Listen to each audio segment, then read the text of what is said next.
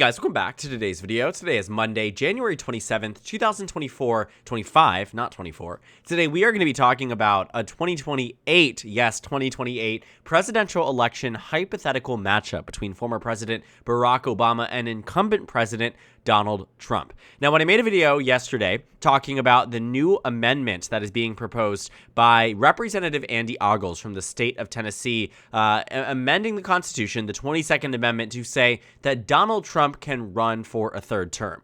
Now, I say Donald Trump run for a third term because the bill proposed by this Republican congressman would only allow Donald Trump to run. There's a special caveat included in this bill that would not allow Barack Obama to run in this election, meaning that only Donald Trump would be allowed to run. No former president either, Clinton, Bush, none of them would be allowed to run because under this amendment that he's proposing, or bill really, because it isn't really a substantive amendment, what it says is that nobody who served 2 consecutive terms may run for a third term. But someone who ran for a singular term and then took time off, ran for another term and won, may run for a third term. So it's very clear here that the language was written as an appeasement in a way to the incumbent president. Regardless, though, this matchup was birthed out of the conversation about potentially what a map would look like between President Barack Obama and President Donald Trump. Now, I will say this. This is taking place in a hypothetical 2028 election. So I understand that the 2008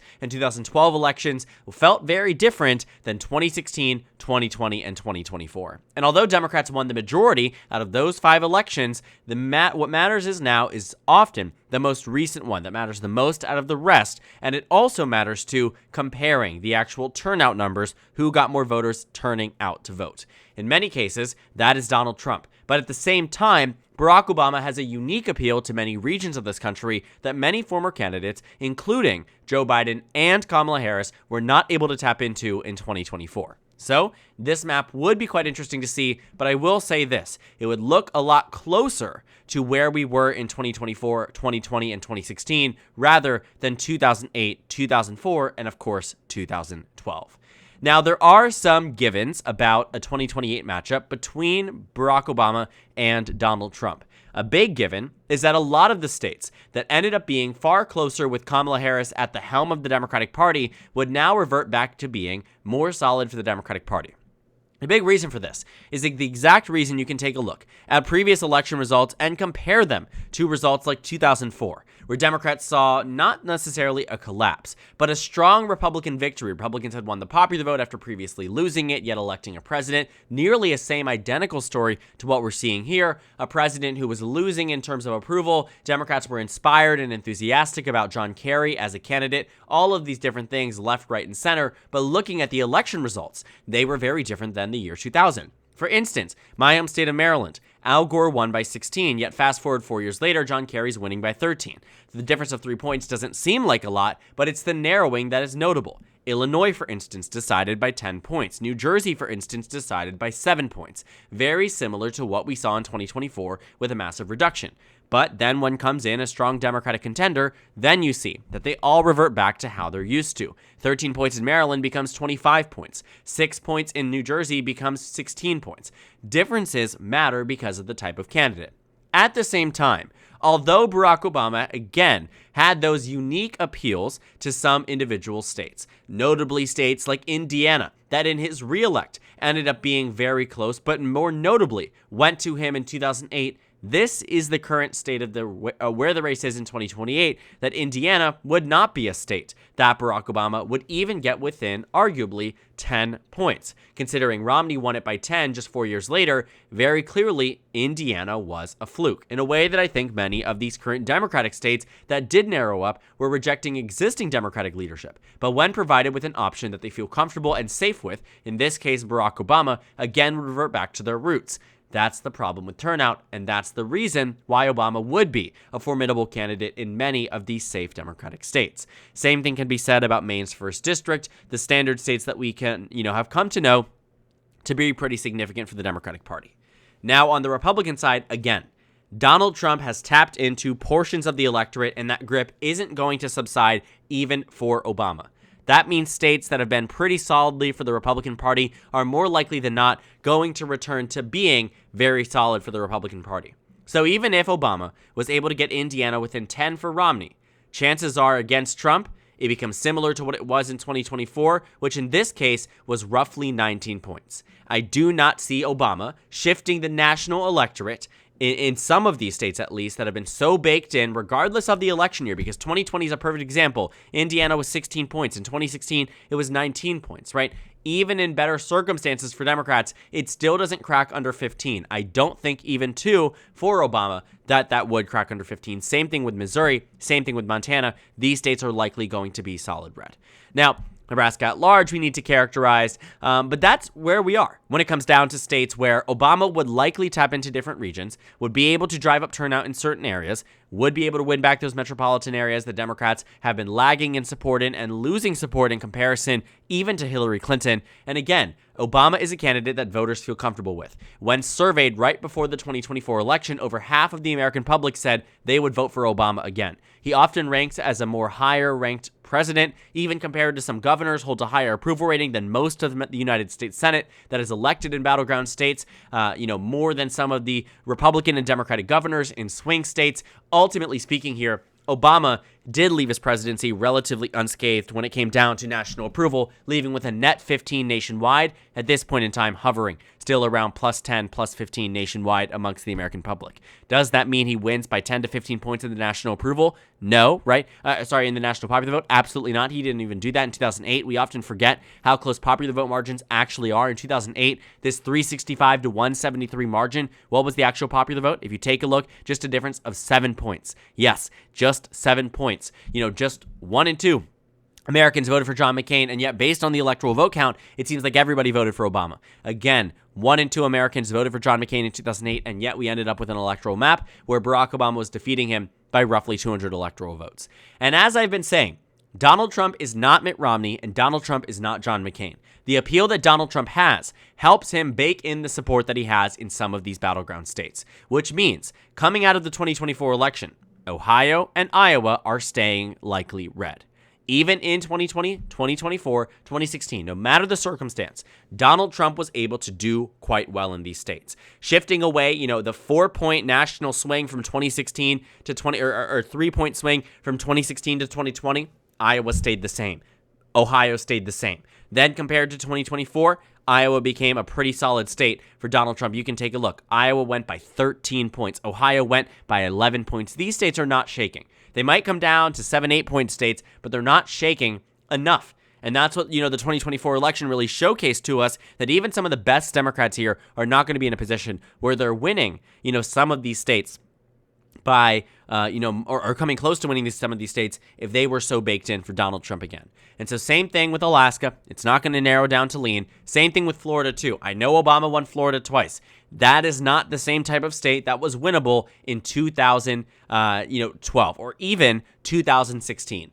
Something about COVID, not something, but the mass movement of Republicans to Florida and the overall change in sentiment amongst Latino voters in the state of Florida. That is a state where Democrats, even with Obama at the helm, are not going to win. Florida still to Trump. Texas too. I know, again, Democrats came close to cracking it in 2020. This reversion amongst Hispanic voters will not be single-handedly reversed just by Obama being on the ticket. I think that's something that, we are forgetting in understanding that voters don't just move from election to election for no reason. This movement amongst Hispanic voters in Florida and Texas has been a baked-in concerted effort by the Republican Party for the past 28 years. Ever since Hispanic voters delivered Bush the victory in the state of Florida in 2000, it has been a concerted effort from the Republican Party. How do we win these voters again and again and again? They changed their policy in 2008, ended up shifting away a lot of their Hispanic voting base. Democrats were able to win it again in 2012, 2016, and yes, even 2020. And although Democrats did win more Latino voters than Trump did, the margin narrowed significantly, and Florida became a unique state that Florida and Texas, with Hispanic voters in particular, shifted away from the Democrats. Now, the Democrats have their fair share of states that are going to remain likely.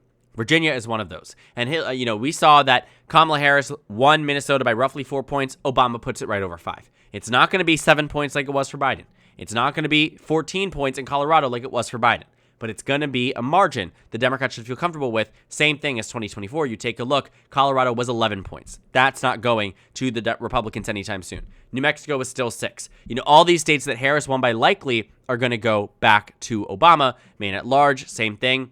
New Hampshire, same thing. I can see it shifting by roughly 2 points. That makes sense. Nebraska's second, same exact thing. So here's where we are. Obama's at the 226 number. Now, this is what Kamala Harris got in national electoral vote count. 226. Donald Trump got 312.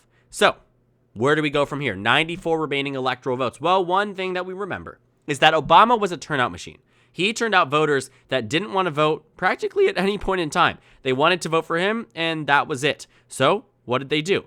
They turned out in some of these battleground cities, some of these battleground states, and they were able to turn out uniquely for him. However, Donald Trump has the same effect. There are Republicans out there that will not and cannot turn out the same type of voter that Donald Trump can. That will be an argument, for these Republicans on the primary debate stage. Who can tap into that Trump base? Who can bring out, the legions of voters that had been previously tapped out of electoral politics that got involved for Donald Trump? Obama and Trump, both of which have very similar followings that are willing to turn out only for them. The question is, who gets more voters? Another question, too, who sways them between them? Because I can guarantee you, and we know this substantively, there are millions of Obama, Trump voters. Who do they go to in 2028? Now, at this point, with these remaining, states here, and I will say, looking back at, Maine's 2nd district, I will say Trump winning by 9 and then winning it by 7 in 2020, that's going to be likely red. I should have characterized that really from the jump. But looking at these remaining states, although Donald Trump had, substantively strong results here, Arizona by 5, right, Nevada by 4, Pennsylvania by 2, Michigan by 2, Wisconsin by 2, Georgia by 2, those were good results. But we forget, too, that Biden had these states in 2020. I know it's hard to remember, but Biden had Michigan by 3. Biden had Pennsylvania by 1. He flipped Georgia and Arizona for the first time since the 90s. They had Nevada by 2, right? These are states that have voted for Democrats before, and Obama's numbers were far more impressive than Trump's. Pennsylvania was 5 points in 2012. In 2008, it was 10 points. In 2012, Michigan was 10 points. In 2008, it was 17 points. Wisconsin in 2012 was 7 points. In 2008, it was 13.9 points, 14 points. In 2012, Obama won Nevada by 7. In 2008, Obama won Nevada by 13. So, as it is, so far, as to turning out Latino voters, Florida, Texas, I think are very baked in given they were double-digit Trump states, but Nevada was not one of those states, which means I do believe Obama wins in Nevada. Equally too, looking at some of these other battleground states, Arizona, I'm a bit less likely to believe that Obama would be winning those states. And I know it sounds a bit surprising, but walk with me. Looking at the margins here, 2016, 2020, Biden had a unique cross appeal that I do think Obama has. But we have to ask, are these voters that have been lost in some of these states willing to move back? You see, the shift in Nevada and Arizona were roughly similar. But the margins at which Obama had in 2008 and 2012 and those really high numbers in the Las Vegas region don't translate to really high numbers in Maricopa County and Phoenix for Obama in 2008 and 2012.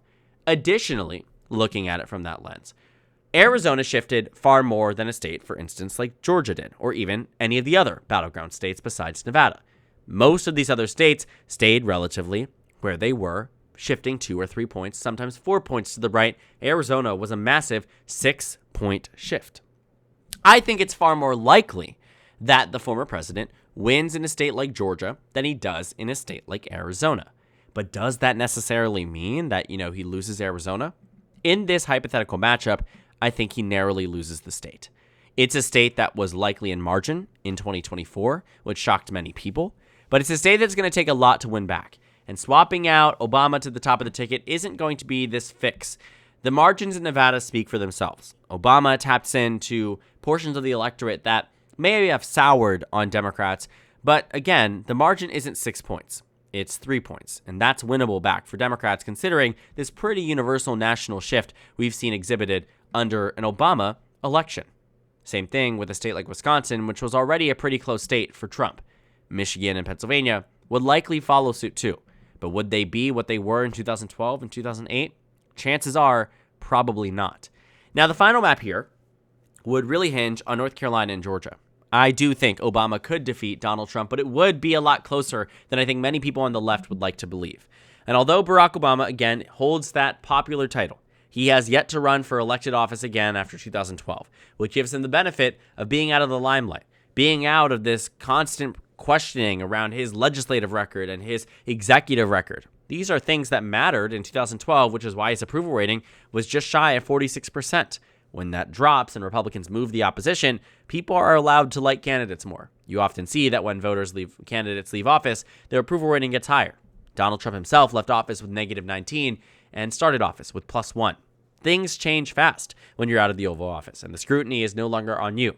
I do think Obama would win Wisconsin, Michigan, and Pennsylvania, but the margins that he'd win by, closer to what Biden got than to what he got in 2012 and especially 2008. But I still see movement for Obama. It seems unlikely that Obama would perform worse than Trump. Already so far on this map, even if we are to give, Obama one of the remaining states, he's going to perform worse than Biden. And you might be struggling to believe, how is that possible? But I invite you to remember back where we were in 2020. Biden did not lose a single national poll from the beginning of his announcement in April of 2019 through November 2020. The exact opposite happened in 2024. On top of it, too, Biden did not lose in a single statewide poll across Wisconsin, Michigan, and Pennsylvania besides Republican push polls. Any substantive or, realistic or credible poll showed Biden ahead by massive amounts. You look at Arizona, you look at Georgia, the Biden coalition comprised of suburban voters, comprised of enthusiastic urban voters, minority voters in ways that have shifted away from the Democratic Party in just 4 years. Obama can bring a lot of it back, but this idea that we would be back in 2008 or 2012 would be really difficult to sell, especially to the American public. Voters have had 3 now election cycles away from President Obama, and as much as approval rating does hold high, we have to remember, candidates often are much more popular when they are no longer in the limelight, when they are no longer under constant scrutiny. That largely has been the case for the former president. I do think he can bring back many of the coalitions, but 2020 was unique. It was the highest turnout we had seen since the sinking of the Titanic. It was a very strong election for Joe Biden and the Democratic Party at large. And although it didn't result in massive victories like 2008 or even the 2012 Electoral College map, it was the largest popular vote victory, save 2008, of the 21st century and of a very long time. That was good for Biden. Obama, I think, can win back the election. But Trump has support that is new to his coalition that isn't going to waver just with Obama as his opposition. Democrats are going to have to work a lot harder than just swapping in somebody that people like nationally to win an election. And although they may get there on the sheer favorability of Obama and the likability and the charisma and the talent that is the once-in-generation Democratic candidate Barack Obama, for the same thing, Republicans have often referred to Donald Trump as once in a generation because so far he's the best performing Republican candidate since George H.W. Bush with his over 400 Electoral College victory in 1988. Donald Trump has been winning elections for the Republican Party in 2016 and 2024, except this time it's a much broader coalition, which brings me to where we are now. The final 32 electoral votes. I think Obama narrowly wins Georgia. I think Trump narrowly wins North Carolina. Moving beyond that point, what do we end up with? Trump at 246, Obama at 292. It's a very close race. It's going to be very competitive.